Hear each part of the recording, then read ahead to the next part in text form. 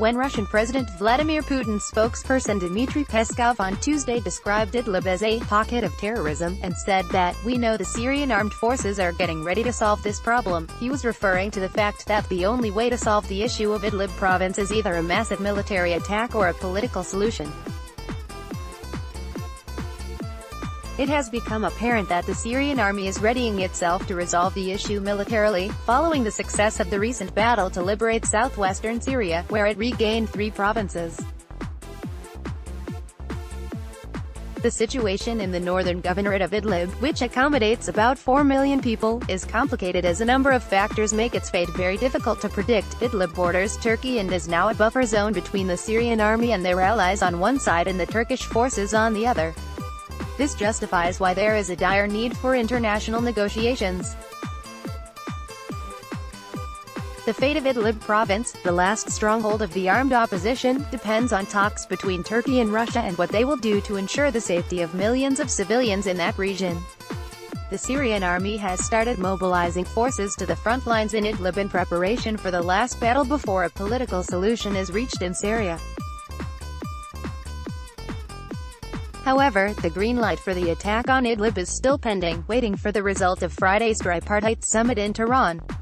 The large size of Idlib and the complexities of launching a military operation there will be costly to the Syrian army and its allies, as the militants also have large forces and heavy weaponry.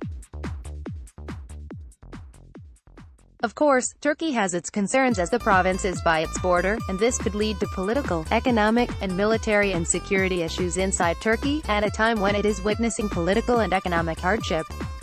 UN envoy's description of al-Nusra fighters as terrorists capable of producing chemical weapons shows that an international green light has been given to liquidate them. Maria Dubovicova Turkey wants to separate the terrorists from the other opposition groups in Idlib, but Russia believes there is no distinction as both are deemed terrorists. The Turks proposed that its army and the Free Syrian Army factions be given time to isolate the fighters of the al-Nusra Front before a military operation to eliminate them is launched, as was done in Operation Euphrates Shield. The Russians totally disagree and would like to rush and remove all terrorists from Idlib as soon as possible.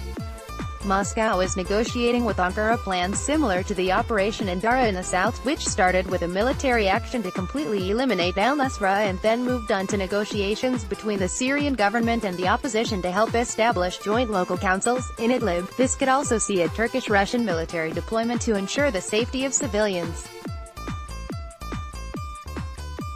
Whatever the scenario surrounding the Battle of Idlib, the toll amongst civilians will be very high as, in all previous battles and settlements, it was Idlib that became the safe haven for civilians and exile for opposition fighters, but there is nowhere else for them to go now as this battle represents the end of the war in Syria.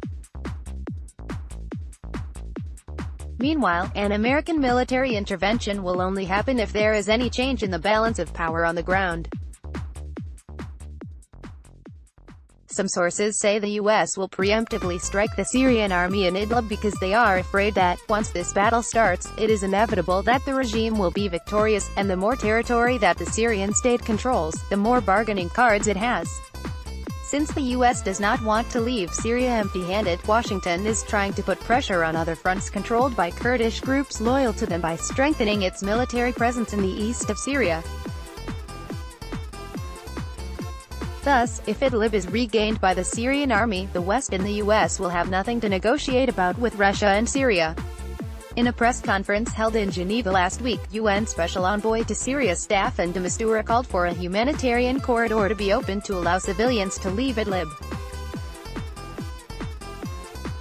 This suggests a repetition of what happened elsewhere in the last 12 months, but with one major difference, which is that no other province will be out of the Syrian army's control after Idlib.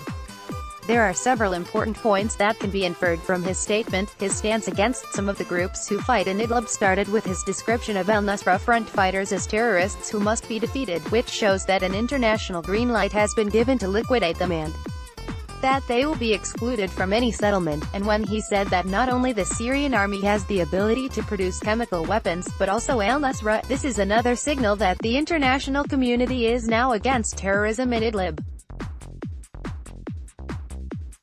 Maria Dubovicova is a prominent political commentator, researcher and expert on Middle East affairs. She is president of the Moscow-based International Middle Eastern Studies Club, IMS Club. Twitter, @politblogma. Disclaimer: views expressed by writers in this section are their own and do not necessarily reflect Arab News point of view.